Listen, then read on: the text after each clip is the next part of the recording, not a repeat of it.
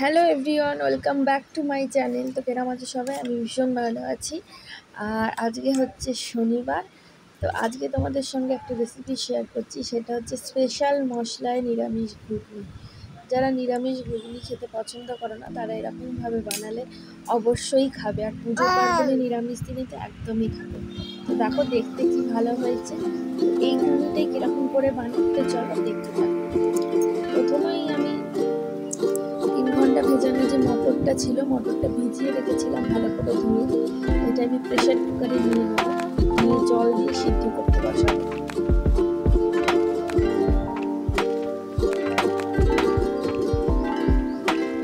তারপরে প্রেশারের মধ্যে আমি জল দিয়ে দেবো। মটরের মধ্যে জল দেওয়ার পরে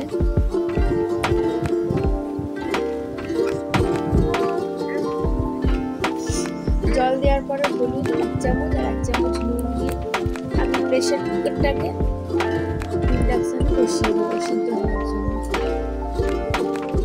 তাকে বসানোর পরে আমি কড়া নিয়ে নিয়েছি আর কিছু ভাজা মশলা নিয়ে নিয়েছি, গোটা জিরে, গোটা ধনে, শুকনো লঙ্কা, দারচিনি, লবঙ্গ আর এলাচ।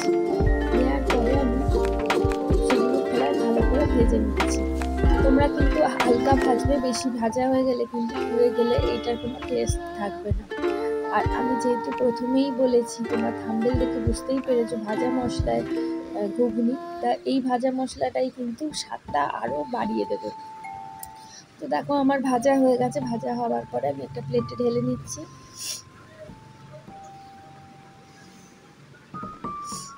আর চলো মটরটা সিদ্ধ হয়ে গেছে নাকি আমরা দেখে নিই। তো দেখো মটরটাও সিদ্ধ হয়ে গেছে, তোমাদের দেখাচ্ছি। সুন্দর সিদ্ধ হয়ে গেছে, দেখো ওটাও আছে কিন্তু সিদ্ধও হয়ে গেছে, বেশি গলেনি। তো মটরের ঘুগনি এইরকম খেতেই ভালো লাগে। তারপরে এই ভাজা মশলাগুলোকে আমি শিরে বেটে নেবো। যাদের মিক্সি আছে তারা মিক্সিতেও বাটতে পারো। দেখো আমি মিহি করে বেটে নিয়েছি। তারপরে আমি একটু গোটা জিরে আর একটু আদা বেটে নেব। শিলে বাটা মশলায় কিন্তু তরকারিতে দিলে ভীষণ ভালো স্বাদ হয়। সেটা যেতেই তুমি বাসন, শিলে বাটা মশলায় কিন্তু খুব ভীষণ ভালো স্বাদ হয়। তো আমার জিরে আদা বাটা ভালো করে বাটা হয়ে গেছে। তারপরে আমি জিরে আদা বাটা বেটে নিয়েছি, কাঁচা লঙ্কা, টমেটো নিয়ে নিয়েছি। আর এখানে ভাজা মশলা আমারই মশলা লাগছে, বেশি কিছু মশলা লাগছে না। তো চলো রান্নাটা শুরু করা যাক। আমি কড়ার মধ্যে 2 চামচ মতন তেল নিয়ে নিয়েছি। তেলটা নেওয়ার পরে তেলটা গরম হওয়ার পরে তেজপাতা আর গোটা জিরা আর একটা ছোট দারচিনি স্টিক দিয়ে দিচ্ছি। দারচিনি স্টিকটা আমি দিয়ে দিয়েছি। দেওয়ার পরে এই ফোড়ন থেকে সুন্দর একটা মিষ্টি গন্ধ বেরালে তারপরে আমি আলুগুলো দিয়ে দেবো। তো আলুগুলো দিয়ে এবার আমি নাড়তে থাকছি। তারপরে এবার আমি দিয়ে দেবো নুন,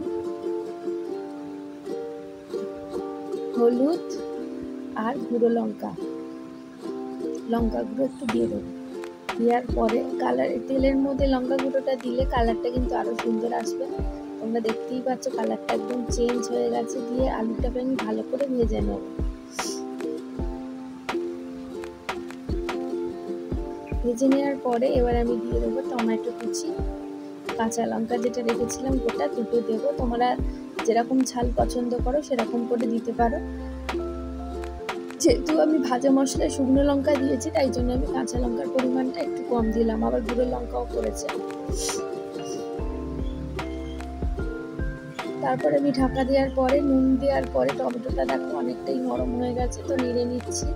নেওয়ার পর তারপরে আমি আদা জিরে বাটাটা দিয়ে দিচ্ছি। আর ওর মধ্যে লেগেছিলো তাই জলটাও একটু দিয়ে দিলাম, মশলার জলটা দিয়ে ভালো করে কষিয়ে নেব।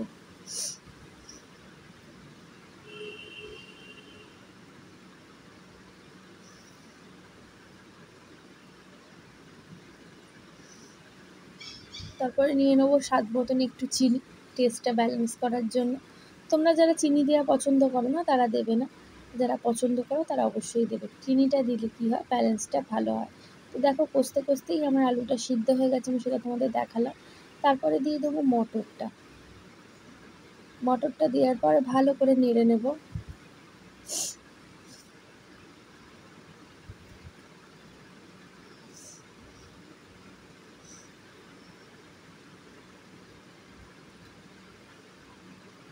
তোমরা এরকম করে ঘুগনি বানালে খুব সুন্দর টেস্ট হবে।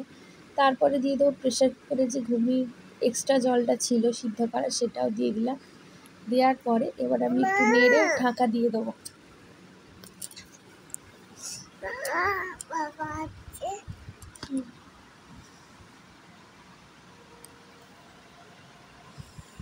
তো দেখো আমার ঘুগনিটা পারফেক্টলি হয়ে গেছে, এরকমই আমি নামিয়ে দেবো, তাহলে খেতে ভালো লাগবে ঝোল ঝোল ধরনের। তো আমি একটা পাত্রে নামিয়ে নিচ্ছি।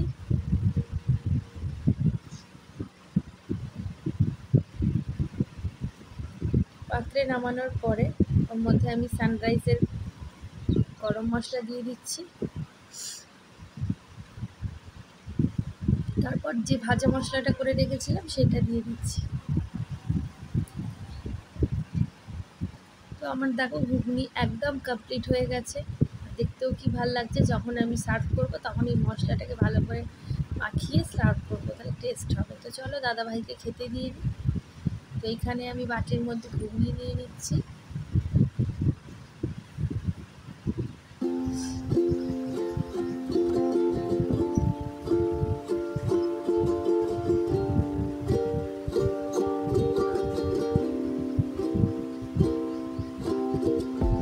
কাঁচা লঙ্কাটা যখন ডলে খাবে আরও ভীষণ সুন্দর লাগবে খেতে। তারপর দিয়ে দিলাম একদম মচমচে ভাজা পরোটা। তারপর দিয়ে দিলাম নিরামিষ দিনে এইরকম খাবার কিন্তু জাস্ট জমে যাবে। তো তোমরা খেয়ে প্লিজ কমেন্ট করবে, আর ভালো লাগলে প্লিজ লাইক সাবস্ক্রাইব করতে ভুলবে না। তো চলো টাটা, বাই বাই।